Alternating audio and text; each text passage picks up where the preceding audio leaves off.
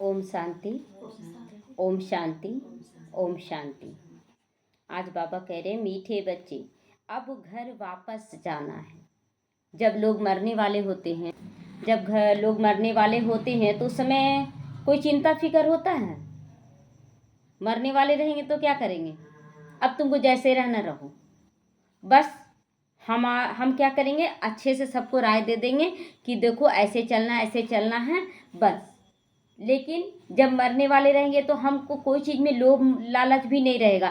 धन दे, संपत्ति दे, गोरा काला, अमीर गरीब, अपना पराया, कुछ भी नहीं रहेगा। बस जो हमारे आसपास जो लोग हैं उनको हम यही बोलेंगे कि तुम अच्छे से रहना, और ये भी सोचेंगे सबका अपना अपना भाग्य, सबको आना है और जाना भी है, तो फिर हम चिंता क्यों करें। तो अब घर वापस जाना है, ये सब कोई अपने अंदर चलाएं। ये नहीं कि कोई बूढ़ा है, बीमार हो गया है, मरने वाला, इसलिए हम लोग सब मरने वाले हैं। तो देह सहित, शरीर सहित देह के सब संबंधों को भूल एक बाप को याद करो। अब एक बाप को अंतमति सो गति हो जाएगी, तो एक शिव बाबा को याद हमें करना है और कुछ भी नहीं सोचना है कि क्या होगा कैसे होगा। तो यही सच्ची गीता का सार है, यही सच्ची गीता का सार है कि स्वयं को आत्मा समझो और देह नहीं समझो। प्रश्न है, तुम बच्चों का सहज पुरुषार्थ क्या है? उत्तर, बाप कहते तुम बिल्कुल चुप रहो कुछ भी बोलना नहीं है। चुप रहने से ही बाप का वर्षा ले सकोगे। बाप को याद करना है, सृष्टि चक्र को फिराना है कि हम सतयुग में क्या थे, द्वापर त्रेता कलयुग में हम क्या बन गए। बाप की याद से तुम्हारे विक्रम विनाश होंगे, आयु बड़ी होगी और चक्र को जानने से चक्रवर्ती राजा बन जाओगे। चक्र को जानने से चक्रवर्ती राजा, हर जन्म का भाग्य अभी लिखना में हमें अपने ऊपर अटेंशन देना कि मुझे क्या करना चाहिए, मुझे कैसे चलना चाहिए, ये अपने ऊपर अटेंशन देना है। यही सहज पुरुषार्थ है। कौन क्या कर रहा है, हर एक आत्मा अपना अपना रोल अदा कर रही है, हम उसमें फंसे क्यों। ओम शांति। मीठे मीठे रूहानी बच्चों के प्रति रूहानी बाप फिर से समझा रहे हैं। रोज रोज यही समझाने देते हैं। बच्चे तो समझते हैं कि बरोबर हम गीता का ज्ञान अभी पढ़ रहे हैं, कल्प पहले मुआफिक, परंतु श्री कृष्ण नहीं पढ़ाते हैं। ये ध्यान में रखना, कौन पढ़ा रहा है? परमपिता परमात्मा शिव पढ़ा रहे, हमको पढ़ाते हैं। वही हमको फिर से राजयोग सिखला रहे हैं। तुम अभी डायरेक्ट भगवान से सुन रहे हो। भारतवासियों का सारा मदार गीता पर ही है। क्या बोलते हैं कि गीता सभी शास्त्रमयी शिरोमणि गीता है, तो भारत का मदार गीता पर है कि उसमें दिखाया गया महाभारत युद्ध होता है, पूरे युग को बदला जाता है, नए युग को रचना किया जाता है। तो उस गीता में लिखा हुआ रुद्र ज्ञान यज्ञ रचा है। यह यज्ञ भी है तो पाठशाला भी है। ये यज्ञ है। यज्ञ क्यों है? क्योंकि हम इसमें अपना सब कुछ पुराना किचड़ा स्वाहा करते हैं, सारा विकार स्वाहा करते हैं, पुराना किचड़ा देह से रिलेटेड जितना चीज़ सब। और पाठशाला है कि हम पढ़ाई करके हम नए युग का मालिक बनने जा रहे हैं। तो बाप जब सच्ची गीता कर सुनाते हैं तो हम सदगति को पाते हैं। मनुष्य ये नहीं समझते, बाप जो सभी का सदगति दाता है उनको ही याद करना है। गीता भल पढ़ते आए हैं, परंतु रचयिता और रचना को न जानने के कारण नेति भी करते आए हैं सारे साधु संत कि हम नहीं जानते हैं, हम नहीं जानते, ये बोलते आए हैं। तो सच्ची गीता तो सच्चा बाप ही आकर सुनाते हैं। यह है विचार सागर मंथन करने की बात। हमें कौन गीता का ज्ञान सुना सकता, हमें क्या करना चाहिए। जो सेवा पर होंगे उनको अच्छी रीति ध्यान जाएगा। बाबा ने कहा है हर चित्र में जरूर लिखा हुआ हो, ज्ञान सागर पतित पावन ज्ञान गीता ज्ञानदाता परम प्रिय परम पिता परम शिक्षक परम सतगुरु शिव भगवान उवाच है। ये परम परम परम क्यों लगा? क्योंकि वो सदा पवित्र हैं, इस जन्म मरण से परे हैं। तो यह अक्षर तो जरूर लिखो जो मनुष्य समझ जाए। त्रिमूर्ति शिव परमात्मा ही गीता का ज्ञान देता है, न कि श्री कृष्ण। ओपिनियन भी लिखवाते रहना है। पहले ना ये लिखवाया जाता था, जैसे कोई बड़ा आदमी आया उसको ज्ञान दिया गया तो वो बोले बहुत अच्छा लग रहा ज्ञान, तो उनसे लिखवाते थे कि आपको कैसा लगा ज्ञान, आप हमको लिख कर दीजिए। तो इस तरह से साइन ले लेते थे। तो बहुत लोग आते थे तो उनको दिखाया जाता था कि देखिए ये भी आए, ये भी आए। आज भी देखिए कि वीडियो बना लिया जाता है कि इनको संदेश मिला, ये ऐसे बोले। आज वीडियो वायरल होता है कि नहीं सबका। तो पहले लिखवाया जाता था। तो हमारा मुख्य है गीता। बाप दिन प्रतिदिन नई नई पॉइंट्स देते रहते हैं। ऐसे नहीं आना चाहिए कि आगे क्यों नहीं बाबा ने कहा ये सब। ड्रामा में उस समय नहीं बताने का। आप छोटा बच्चा को मैट्रिक का पढ़ाई थोड़ी पढ़ा देंगे, उसको तो पहला दूसरा क्लास पढ़ाएंगे ना। तो बाबा की मुरली से नई नई पॉइंट्स निकालनी चाहिए। लिखते भी हैं राइज और फॉल, गिरना और उगना। मतलब राइज मतलब उगना, सूर्य उगता है फिर डूबता है। तो ये लिखा हुआ है कि भारत भी एक समय स्वर्ग था, अभी नर्क बन गया। हिंदी में कहते हैं भारत का उत्थान और भारत का पतन। राइज अर्थात कंस्ट्रक्शन ऑफ डीटी डिनास्टी, यानी स्थापना हो रहा है, देवी देवता कुल का स्थापना हो रहा है उस राज्य का। 100% प्यूरिटी थी वहाँ, पीस भी थी, शांति भी थी और प्रॉस्पेरिटी भी की भी स्थापना हुई, सुख का भी स्थापना हुआ। वहाँ सुख, शांति और पवित्रता तीनों होगा। फिर आधा कल्प के बाद फॉल होता है। 2500 साल जब सतयुग त्रेता बीतता है, उसके बाद धीरे धीरे गिरना शुरू हो जाती है कि डेविल डिनास्टी का फॉल होता है। डेविल डिनास्टी का भी फॉल है। Rise and construction DT dynasty का होता है। बाबा कहता है ना, उगना और डूबना ये दोनों का ही हुआ ना। एक तरह से देवी देवता कुल का भी उगना हो रहा है, स्थापना हो रहा है। फिर द्वापर से वो पतन की ओर जाएगा और रावण राज्य जागृत होगा। और जब संगम युग तक आता है तो रावण राज्य का पतन होता है और देवी देवता धर्म का उत्थान होता है। तो फॉल के साथ डिस्ट्रक्शन लिखना चाहिए। मतलब फॉल के साथ मतलब स्थापना भी हो रहा है, बदलाव भी हो रहा है, परिवर्तन भी हो रहा है। तुम्हारा सारा मदार गीता पर है। बाप ही आकर सच्ची गीता सुनाते हैं। बाबा रोज इस पर समझाते हैं। बच्चे तो आत्मा ही है ना। यहाँ बच्चे कौन, कोई ये ऑर्गन जिसका छोटा है, कोई छोटा बच्चा, उसको बाबा नहीं कह रहा बच्चा, आत्मा को कहा जा रहा है, जो आत्मा बाबा को पहचान चुकी है। तो बाप कहते इन देह के सारे विस्तार को भूलो, अपने को आत्मा समझो। हम स्वीकार कोई भी बात नहीं कर पाते हैं। क्यों नहीं कर पाते? देह भान रहता है। हमें स्वीकार करना है तो पहले शरीर को भूलो, शरीर के विस्तार को भूलो और समझो मैं आत्मा हूँ। आत्मा शरीर से अलग हो जाती है तो सब संबंध भूल जाती है। आत्मा जब शरीर से अलग हो जाती है तो संबंध याद आता है, और अगर याद आ भी गया तो फिर भी क्या फायदा।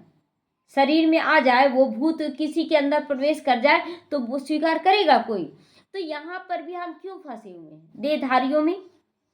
तो बाप भी कहते देह के सब संबंध को छोड़ो, अपने को आत्मा समझकर मुझ बाप को याद करो। अभी घर जाना है, आधा कल्प वापस जाने के लिए इतनी भक्ति आदि की है। सतयुग में तो कोई वापस जाने का पुरुषार्थ नहीं किया जाता। वहाँ सतयुग में कोई वापस जाने का नहीं किया, तो वापस जाने का इस समय किया जाता है। वहाँ तो सुख ही सुख है।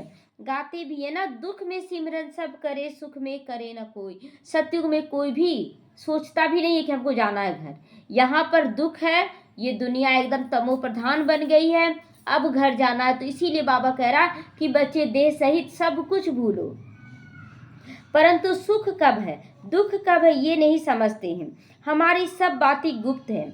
हम भी रूहानी मिलिट्री हैं, शिव बाबा का शक्ति सेना है। इसका अर्थ भी कोई समझ न सके। हम लोग रूहानी सेना है कि सारे विकारों को स्वाहा करके और उसके बाद दूसरों को बताने वाले हैं। देवियों आदि की कितनी पूजा होती है, क्यों? राक्षसों का अंत करते हुए दिखाते हैं। कौन सा राक्षस? हमारे अंदर ही तो वो सारा राक्षस बैठा हुआ है। परंतु कोई की भी बायोग्राफी को नहीं जानते ना। दुर्गा जी कैसे जन्म ली, कैसी बड़ी हुई, डायरेक्ट क्या युवा पीढ़ी में आ गई, ये नहीं समझते हैं। जिनकी पूजा करते उनकी बायोग्राफी को जानना चाहिए ना।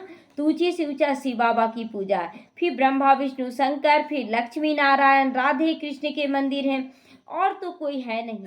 एक ही शिव बाबा पर कितने नाम भी अलग अलग नाम से मंदिर बना दिए। जैसे अमरनाथ का अलग बन गया, महाकाल का अलग बन गया, वैद्यनाथ का अलग, इस तरह से अलग अलग कर्तव्यवाचक मंदिर बनाए गए हैं। अभी तुम्हारी बुद्धि में ये सारा चक्र है कि क्यों ये नाम रखा गया, क्यों अलग अलग मंदिर बनाया गया। ड्रामा के मुख्य एक्टर भी हैं, वह है हद का ड्रामा, ये बेहद का ड्रामा। शिव बाबा का भी कर्तव्यवाचक मंदिर है, तो हम बच्चों का भी कर्तव्यवाचक मंदिर है, नहीं मंदिर है। जैसे दुर्गा के रूप में कर्तव्य है ना, हनुमान के रूप में कर्तव्य है। तो इसमें मुख्य कौन है यह तुम जानते हो। मुख्य कौन है यहाँ पर? मुख्य शिव बाबा है, उसके बाद ब्रह्मा बाबा मम्मा है, और हम आत्मा शालिग्राम बच्चे हैं। तो तुम जानते हो ना, मनुष्य तो कह देते राम जी संसार बना ही नहीं है। अब कोई कोई लिख देते हैं कि संसार बना नहीं, तो फिर संसार कैसे है ये? इस पर भी एक शास्त्र बनाया हुआ है कि राम जी ये संसार नहीं है, इस पे भी एक शास्त्र बना हुआ है। अर्थ तो कुछ भी नहीं है, अर्थ कुछ भी नहीं है। बाबा ने तुम बच्चों को बहुत सहज पुरुषार्थ सिखाया है। सबसे सहज पुरुषार्थ है तुम बिल्कुल चुप रहो। चुप रहने से ही बाप का वर्षा ले लेंगे। बाप को याद करना है, सृष्टि चक्र को याद करना है। बाप की याद से तुम्हारे विक्रम विनाश होंगे, तुम निरोगी भी बन जाओगे। कोई भी चिंता फिकर नहीं, केवल बाबा के अनुसार चलते रहना है, तो हम निरोगी भी बनेंगे क्योंकि कोई चिंता फिकर नहीं। आयु भी बड़ी होगी, चक्र को जानने से चक्रवर्ती राजा भी बनोगे। अभी तो नर्क के मालिक बन जाते हो, फिर स्वर्ग के मालिक बनोगे। अगर पुरुषार्थ करते हैं तो स्वर्ग के मालिक। अभी नर्क का मालिक हम क्यों बनना चाह रहे हैं? हमें मालिक नहीं बनना है। तो स्वर्ग के मालिक तो सब बनते हैं, फिर उसमें पद है। जितना आप समान बनाओगे उतना ऊंचा पद मिलेगा। जितना आप समान, अपने समान बनाना है सबको, तो जितना बनाएंगे उतना ऊंचा पद अपने आप होगा। अविनाशी ज्ञान रत्नों का दान ही नहीं करोगे तो रिटर्न क्या मिलेगा? कोई साहूकार बनते तो कहा जाता है इसने पास्ट जन्म में दान पुण्य अच्छा किया है। कोई कोई बहुत ज़्यादा धनवान के घर में होता है ना, तो कोई कुछ भी गलत करता वो और उसका धन खत्म नहीं होता। क्यों? क्योंकि बोलते हैं नहीं, जरूर पिछले जन्म का इसका कर्म अच्छा है। अभी बच्चे जानते हैं रावण राज्य में तो सब पाप ही पाप करते हैं। सबसे पुण्यात्मा श्री लक्ष्मी और नारायण, सबसे ज़्यादा पुण्यात्मा है वो। हाँ, ब्राह्मणों को भी ऊंचे रखेंगे जो सबको ऊंचा बनाते हैं। ब्राह्मणों में भी उसको ऊंचा रखा जाता है जो सबको ऊंचा बनाता है। ये नहीं कि केवल अपने स्वार्थ के लिए हमें जीना नहीं, वह तो प्रारब्ध फिर है वहाँ लक्ष्मी नारायण। यह ब्रह्मा मुख वंशावली ब्राह्मण कुलभूषण श्रीमत पर ये श्रेष्ठ कर्तव्य करते हैं। श्रेष्ठ कर्तव्य हम लोगों का बस यही कर्तव्य रहना चाहिए कि हमें भी ऊंचा उठना और सभी आत्माओं को भी ऊंचा उठाना है। अपने देवभान में हमें नहीं अटकना कि मेरा ठीक हो, मेरा नहीं, सबका ठीक हो। तो ब्रह्मा का नाम मुख्य है, त्रिमूर्ति ब्रह्मा भी कहते हैं ना, तो अभी तुमको हर बात में त्रिमूर्ति शिव कहना चाहिए। त्रिमूर्ति ब्रह्मा द्वारा स्थापना, विष्णु द्वारा पालना और शंकर द्वारा विनाश। ये त्रिमूर्ति रखना माना बाबा त्रिमूर्ति रच कर आया है, तो हमें भी त्रिमूर्ति का स्वरूप बनना है, मास्टर त्रिमूर्ति बनना है। तो हमें भी स्थापना भी करना, अपने अंदर दैवी गुण धारण करना है, फिर दूसरों को पालना भी करना है और सारी बुराइयों का अपना हो चाहे दूसरों का, बुराइयों का भी विनाश करना है। तो ब्रह्मा द्वारा स्थापना, शंकर द्वारा विनाश, यह तो गायन है ना। विराट रूप भी बनाते हैं परंतु उसमें ना शिव को दिखाते हैं ना ब्राह्मणों को दिखाते हैं। यह भी तुम बच्चों को समझाना है कि ये त्रिमूर्ति क्या है, कौन बना रहा है। तुम्हारे में भी यथार्थ रीति मुश्किल कोई की बुद्धि में बैठता है, अथाह पॉइंट है जिसको टॉपिक्स भी कहते हैं। कितनी टॉपिक्स मिलती है ना, उस पर समझाओ, इसमें समझाओ, कितनी टॉपिक्स मिलती है। सच्ची गीता भगवान के द्वारा मनुष्य से सुनने से मनुष्य से देवता विश्व के मालिक बन जाती है। अगर सच्चा गीता ज्ञान हम लोग समझें और धारण कर लें तो हम विश्व के मालिक बन जाएंगे। लेकिन हम लोग क्या है कि अटके हुए हैं, बस अपने थोड़ा सा धन संपत्ति का मालिक, एक घर का मालिक, 2-4 बच्चों का मालिक बनने के लिए तड़प रहे लेकिन बन नहीं पाते हैं। क्यों? क्योंकि अटके हुए हैं। जब तक नहीं निकलेंगे विश्व का मालिक नहीं बनेंगे। तो टॉपिक्स कितनी अच्छी है ना, परंतु समझाने का भी अकल चाहिए। ये बात क्लियर रखनी चाहिए, जो मनुष्य मूंझे समझे और पूछे। बाबा कहता है ना, कोई भी बात हो तो बहुत अच्छे से सबको समझाना चाहिए ताकि हर एक व्यक्ति समझ सके।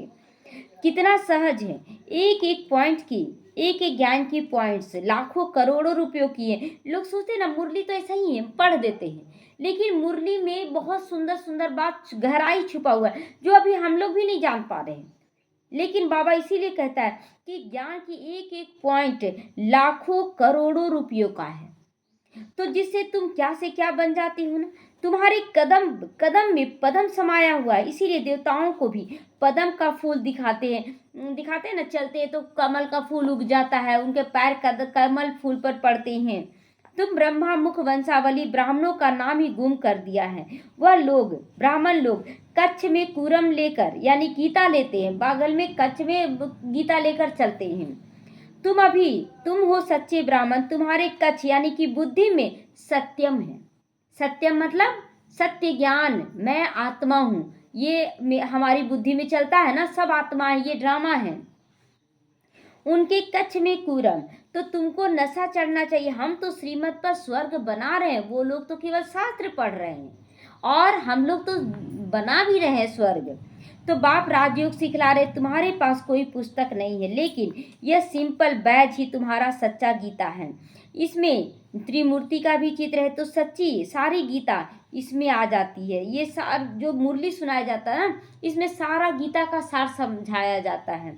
सेकंड में सारी गीता समझाई जाती है। इस बैच द्वारा तुम सेकंड में किसी को भी समझा सकते हो, क्योंकि बैच में क्या होता है कि एक तरफ है ना त्रिमूर्ति है, और एक तरफ लक्ष्य है, लक्ष्मी नारायण, तो दोनों पर समझा सकते हैं कि देखो हमारा लक्ष्य है लक्ष्मी नारायण बनना, तो यह तुम्हारा बाप है। इनको याद करने से तुम्हारे पाप विनाश होंगे। ट्रेन में भी जाते हो ना, तो चलते फिरते कोई भी मिले, तुम उनको अच्छी रीति समझाओ। कृष्णपुरी में तो सब जाना चाहते हैं, इस पढ़ाई से ये बन सकते हो। तुम क्या बन सकते हैं? हाँ, राधा कृष्ण लक्ष्मी नारायण बन सकते हैं। पढ़ाई से रजाई स्थापन हो रही है, और धर्म स्थापक कोई रजाई नहीं स्थापन करते हैं। तुम जानते हो हम अभी राजयोग सीख रहे हैं भविष्य 21 जन्मों के लिए। हम अपनी कर्मेंद्रियों पर जीत पाते हैं, हम सबके दिलों को जीत कर आगे बढ़ते हैं। तो कितनी अच्छी पढ़ाई है ना। सिर्फ रोज 1 घंटा पढ़ो बस। वह पढ़ाई तो 4-5 घंटे के लिए होती है, यह 1 घंटा भी बस है। सो भी सवेरे का टाइम ऐसा है जो सबको फ्री मिलता है। सुबह सुबह मतलब एकदम सुबह 7 बजे चलता है, तो बाबा कहते हैं सेंटर में आप देखेंगे ना कि सभी नहा धो के पहुंच जाते हैं 7 बजे।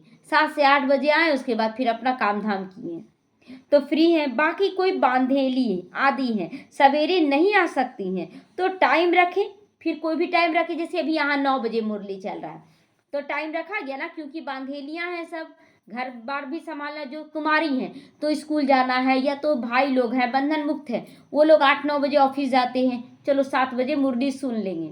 लेकिन हम बांधेलियों को तो काम रहता है, तो इसलिए 9 बजे रखा गया है। तो बैच लगा हुआ हो, कहीं भी जाओ यह पैगाम देते जाओ। अखबारों में भी बैच डाल नहीं सकते, अखबारों में बैच नहीं डाल सकते, क्योंकि अगर बैच का फोटो डाल भी देंगे तो एक तरफ आएगा, दूसरी तरफ नहीं आएगा, तो एक तरफ का डाल सकेंगे। मनुष्य ऐसे तो समझ नहीं सकेंगे ना, सिवाय समझाने के, तो है बहुत सहज। यह धंधा तो कोई भी कर सकता है ना, समझाने का कोई भी समझा सकता है। अच्छा, खुद भल याद ना भी करे, दूसरों को याद दिला दो तो अपना भी याद आएगा कि नहीं। बाबा याद है, बाबा जी ये पॉइंट बोला, तो दूसरों को याद दिलाने के चलते भी अपना याद आ रहा है। लेकिन आज क्या हो रहा है ना कि बस यही चीज पकड़ लिए, दूसरों को याद दिलाना है। जब भी बात कीजिए सारा पॉइंट बोलना शुरू कर देते, अपने धारण नहीं कर रहे, अपने फंसे हुए हैं।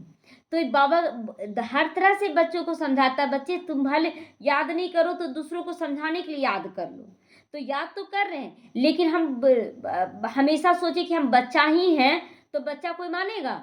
एक समय आपको बड़ा बनना पड़ेगा, धारण करने योग्य। आज आप बच्चा हैं तो चलो दूसरों को याद दिलाने के लिए बोल दे रहे पॉइंट, लेकिन आप धारण ही ना करें तो दुनिया को क्या संदेश जाएगा। देखो अपने तो करते नहीं, हम लोगों को बोलते हैं, तो वह भी अच्छा दूसरों को कहेंगे देही अभिमानी बनूं, और खुद दे अभिमान होगा तो कुछ ना कुछ विक्रम हो जाएगा, गलत हो जाएगा, डिससर्विस हो जाएगा।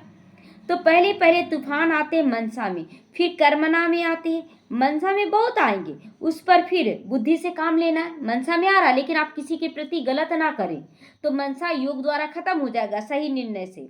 बुरा काम कभी भी नहीं करना, मनसा में आ रहा लेकिन बुरा नहीं करना है, अच्छा काम करना है। संकल्प अच्छे भी होते हैं बुरे भी होते हैं, बुरे को रोकना चाहिए, यह बुद्धि बाप ने दी है, दूसरा कोई समझ ना सके।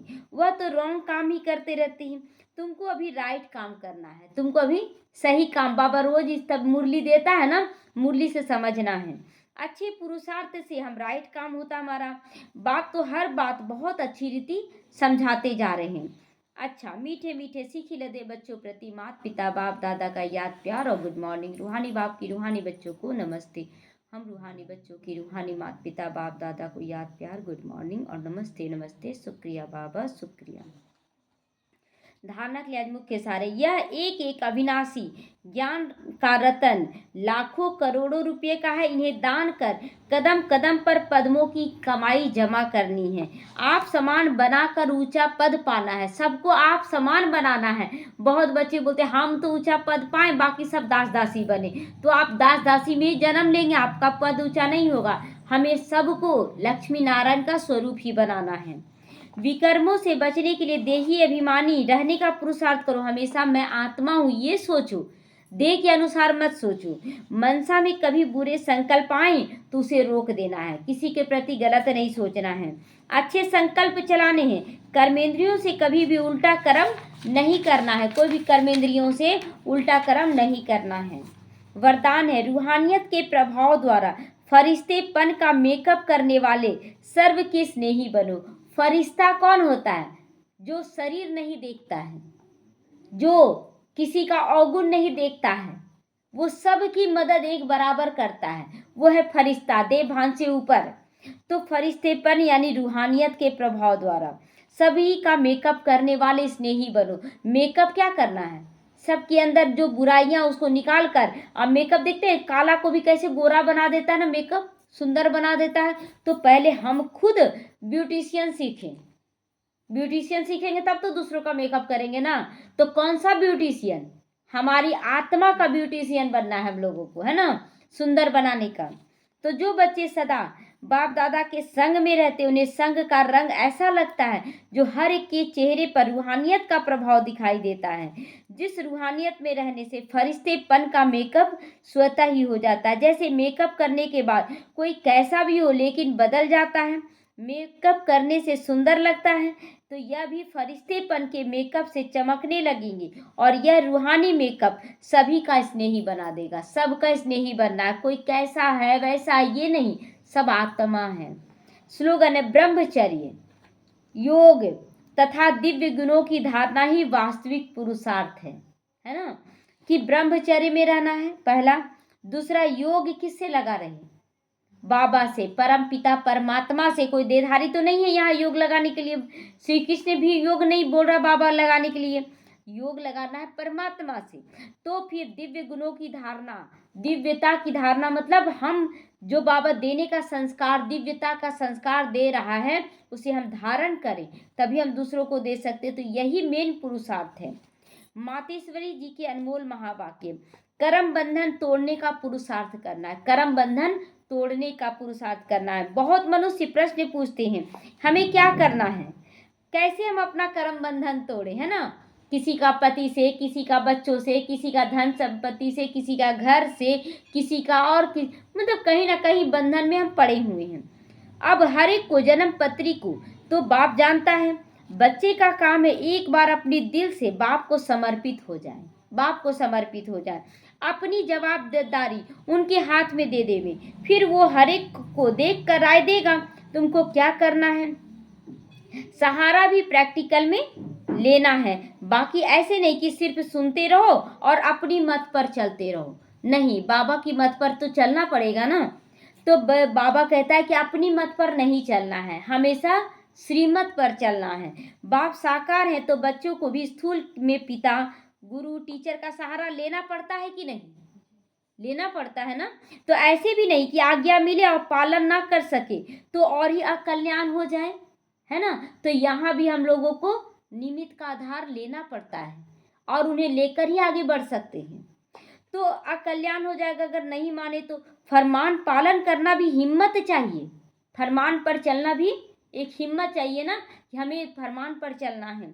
चलाने वाला तो रमजबाज है, चलाने वाला तो बाप है, लेकिन हमें यहाँ पर भी तो आखिर ब्रह्मा बाबा का आधार लिया ना, बाबा भी, हम लोग भी आधार लिए। फिर निमित्त जगह जगह बैठाया गया है, उनका आधार ले रहे हैं। वो जानता है कि इसका कल्याण किस में है, तो वह ऐसे डायरेक्शन देगा कि कैसे कर्म बंधन तोड़ो। किसी में फंसकर हमें नहीं रहना है। कोई को भी यह ख्याल में नहीं आना चाहिए कि फिर बच्चों आदि का क्या हाल होगा। इसमें कोई घर बार छोड़ने की बात नहीं है कि आपको घर बार छोड़ना है। यह तो बहुत थोड़े बच्चों का ड्रामा में पार्ट था तोड़ने का, मतलब ऐसा सिचुएशन बना उस समय कर दिया गया। लेकिन आप देख रहे हैं किसी को घर छोड़ने के लिए बोला जा रहा है नहीं। तो अगर यह पाठ ना होता तो तुम्हारी जो अभी सेवा हो रही है वो कौन करता? आखिर बच्चे नहीं समर्पित होते तो अब तो छोड़ने की बात ही नहीं है। अब घर बार नहीं छोड़ना है, मगर परमात्मा को जाना है तो डरो नहीं, हिम्मत रखो, आगे बढ़ो। आगे बढ़ना है हम लोगों को। बाकी जो डरते हैं न वो खुद खुशी में रहते हैं न बाप के मददगार बनते हैं। यहाँ तो उनके साथ पूरा मददगार बनना है। जब जीते जी मरेंगे तभी तो मददगार बन पाएंगे। तो कहाँ भी अटक पड़ेंगे तो फिर वो बाप मदद देकर पार करेगा। तो बाप के साथ मनसा वाचा कर्मणा मददगार बनो, बस यही लक्ष्य रखना, हमें मददगार बनना है। इसमें जरा भी मोह की रग होगी तो वो गिरा देगी। किसी भी आत्मा के प्रति मोह की रग नहीं होनी चाहिए। हम इसी से जुड़े, हम इसी से करें, अटके नहीं। तो हिम्मत रख कर आगे बढ़ो। कहाँ हिम्मत में कमजोर होते हैं तो मूंझ पड़ते हैं। इसीलिए अपनी बुद्धि को बिल्कुल पवित्र बनाना है।